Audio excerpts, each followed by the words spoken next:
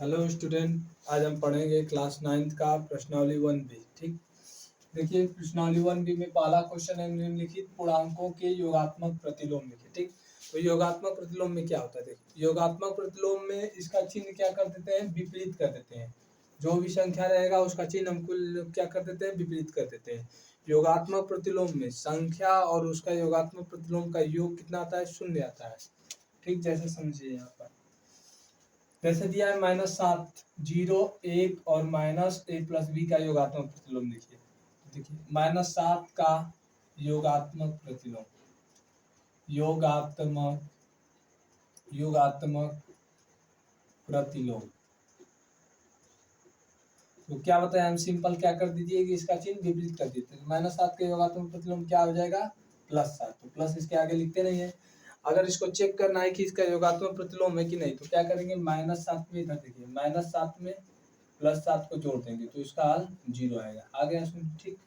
अब दूसरा दिया है 0 का योगात्मक प्रतिलोम, तो 0 वही एक संख्या है जिसका योगात्मक प्रतिलोम स्वयं वही संख्या होती है। तो 0 का योगात्मक प्रतिलोम 0 ही होता है। 0 का योगात्मक प्रतिलोम प्रतिलोम 0 का योगात्मक प्रतिलोम 0 ही होता है। ठीक, अगला क्वेश्चन दिया है कि 1 का योगात्मक प्रतिलोम, तो 1 का योगात्मक प्रतिलोम योगात्मक प्रतिलोम तो हम क्या बताएं, योगात्मक प्रतिलोम में क्या करते हैं कि इसका चिन्ह क्या कर देते हैं, योगात्मक प्रतिलोम में विपरीत कर देते हैं। तो +1 है यहाँ पर, तो इसका चिन्ह क्या लेंगे हम लोग, -1 ले लेंगे, तो यहाँ पर -1 हो जाएगा।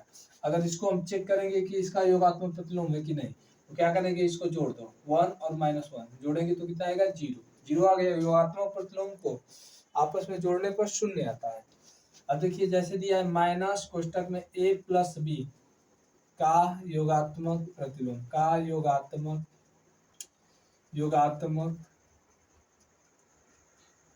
प्रतिलोम, अब देखो प्रतिलोम है, प्रतिलोम। अब देखिए यह है -a+b का योगात्मक प्रतिलोम, तो माइनस कोष्टक के बाहर लगाया है तो यहाँ पर क्या हो जाएगा, +a+b का हो जाएगा। -a+b का योगात्मक प्रतिलोम a+b हो जाएगा। जिसके आगे प्लस आएगा तो प्लस लिखते नहीं है। इसको चेक करना है तो देखो कैसे करेंगे, -a+b लेंगे एक कोष्टक में और दूसरे कोष्टक में +a+b। ठीक, ये -a+ है, कैंसिल हो जाएगा, कितना आएगा, 0। तो ये किसी भी संख्या का योगात्मक प्रतिलोम उस संख्या में जोड़ा जाता है तो उसका वैल्यू क्या आता है, 0 आता है। ठीक, जैसे बोर्ड पर आप लोग दिख रहा है। देखिए दूसरा क्वेश्चन, अब इसका क्या कहा है, दूसरा क्वेश्चन है कि वितरण नियम से 15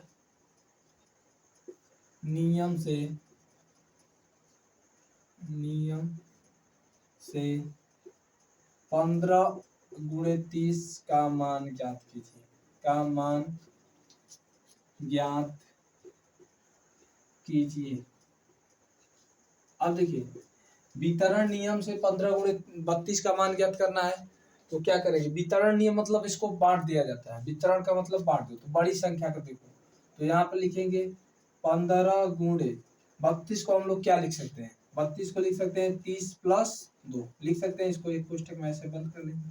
32 को हम लिख सकते हैं 30 + 2, इसके मान में कोई अंतर नहीं होगा। अब क्या करेंगे कि 15 × 30 कर देंगे, उसके बाद बीच में प्लस है प्लस, उसके बाद 15 × 2 कर देंगे। ठीक, आगे देखिए, तो 15 में 30 का गुणा करेंगे तो 15 × 3 = 45, एक 0 है तो एक 0 लगा देंगे। उसके बाद फिर प्लस और 15 गुना के 30, तो कितना हो जाएगा, ये 450 और 30 कितना हो जाएगा, 480। ये हमारा दूसरा क्वेश्चन है। ठीक, आ गया 480। अब देखिए अगला तीसरा क्वेश्चन क्या कर रहा है, ध्यान से आप लोग पढ़ते रहिए हमारे चैनल पर। आप लोगों को अगर कंप्लीट कोर्स इसका चाहिए तो हमारे प्लेलिस्ट में जाइए और वहां पर आप लोगों को कंप्लीट कोर्स मैथ का पूरा मिल जाएगा। तीसरा क्वेश्चन कहा है, देखो तीसरा क्वेश्चन कहा है कि धन पूर्णांकों में एक उदाहरण सहित दर्शाइए कि धन पूर्णांकों में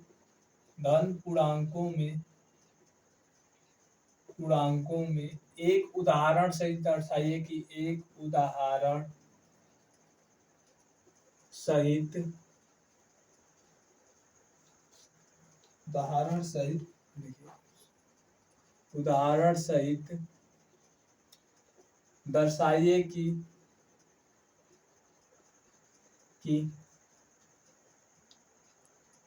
कि योग की सक्रिया पर योग वितरण नियम असत्य है। योग की सक्रिया पर योग की सक्रिया पर योग का वितरण नियम असत्य है। ठीक, अब देखो तीसरा क्वेश्चन कहा है कि धन पूर्णांकों का एक उदाहरण सही, ठीक है ना, दर्शाना है कि योग का, ठीक है ना, योग का जो वितरण नियम है वो क्या है, असत्य है। तो वितरण नियम केवल गुणा में काम करता है, योग में नहीं काम करता है। देखिए जैसे एक उदाहरण हम ले रहे हैं इसका, जैसे हम कर लिए कि 3 प्लस, ठीक, कोई संख्या मान लो 15 करेंगे।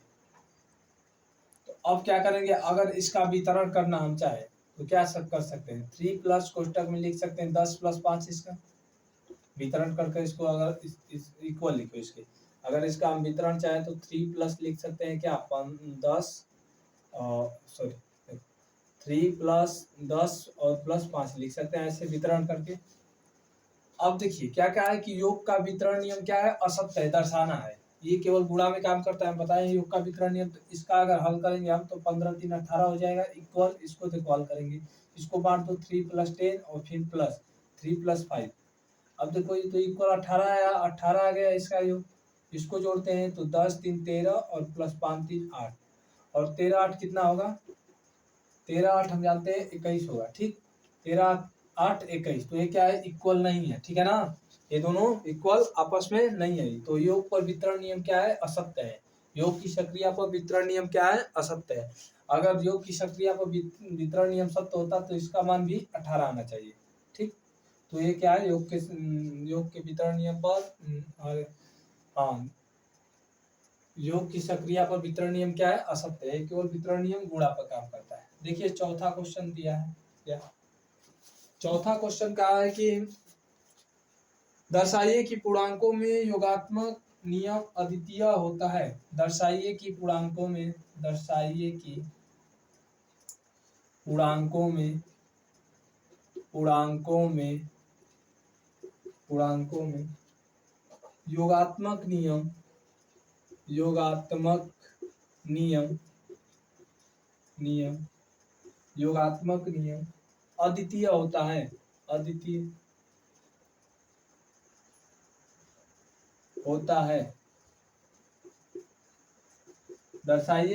पूर्णांकों में योगात्मक नियम अद्वितीय होता है।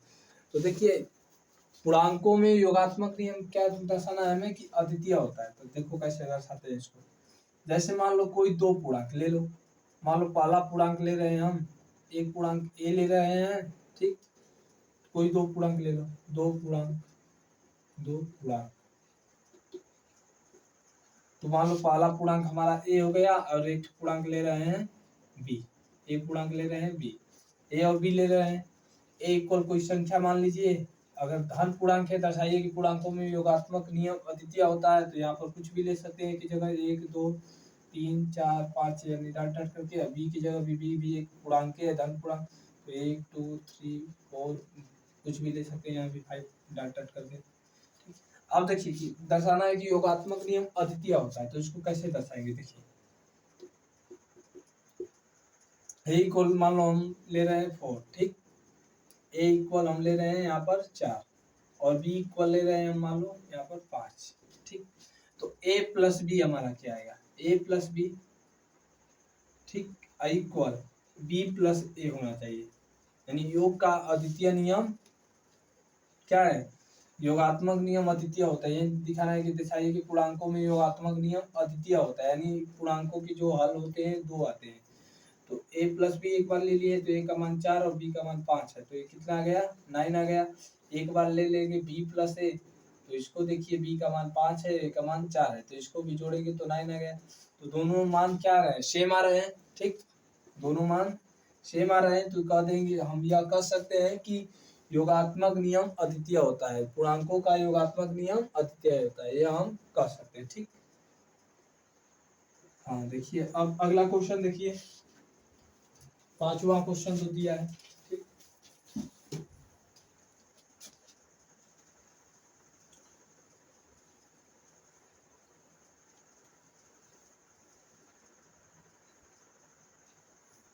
देखो देखो आप लोग, पांचवा क्वेश्चन दिया है कि निम्नलिखित संख्याओं में धन पूर्णांक सारणी है। ठीक, निम्नलिखित संख्याओं में